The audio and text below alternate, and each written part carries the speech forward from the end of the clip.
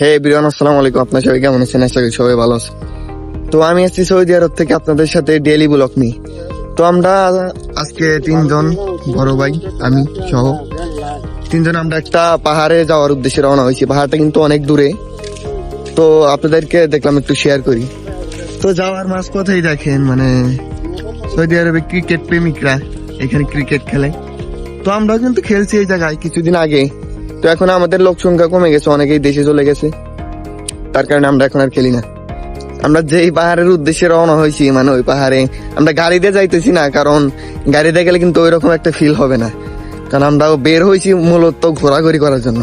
দেখেন আমরা যেই রাস্তাতে যাইতেছি, একটু রাস্তাটা দেখেন কত সুন্দর রাস্তা।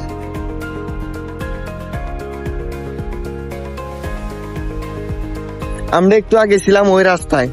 তো জাস্ট এখনকার ওয়েদারটা একটু দেখেন।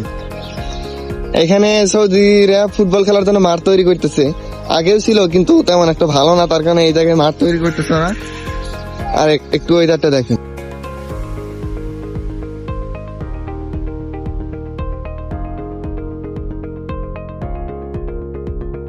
এখানে আমরা হাঁটতে হাঁটতে এখন কত সুন্দর একটা জায়গায় আছি। এই জায়গাটা দেখে আপনাদের কাছে কি মনে হইতেছে একটু কমেন্টে জানাবেন। আপনাদেরকে আর একটা জিনিস দেখাই, দেখেন মানে এই ধরনের বিল্ডিং কিন্তু একমাত্র শুধু বাংলাদেশে পাওয়া যায়, তবে সৌদি আরবে এই বিল্ডিং দেখতে হবে।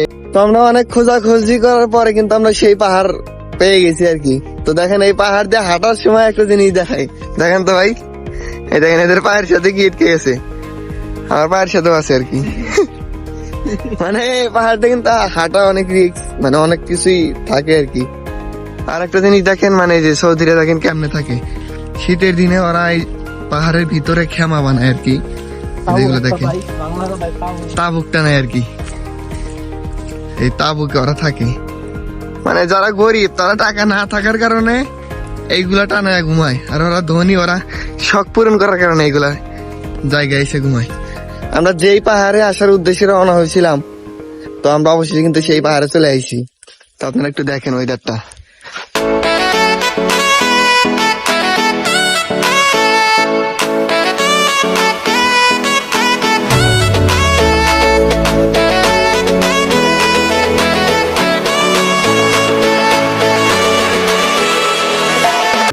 মানে ওরা পাহাড়ের উপরে এসে এরকম খেমা পেরে রাত্রেও কিন্তু এই জায়গায় থাকে।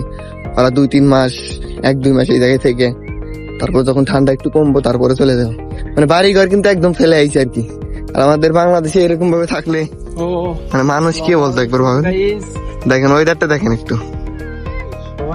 তো আজকের ভিডিও এই পর্যন্তই। এখন আমার মোবাইলে চার্জ নাই, আর আপনাদেরকে শেষ একটা ওয়েদার দেখাই দেই।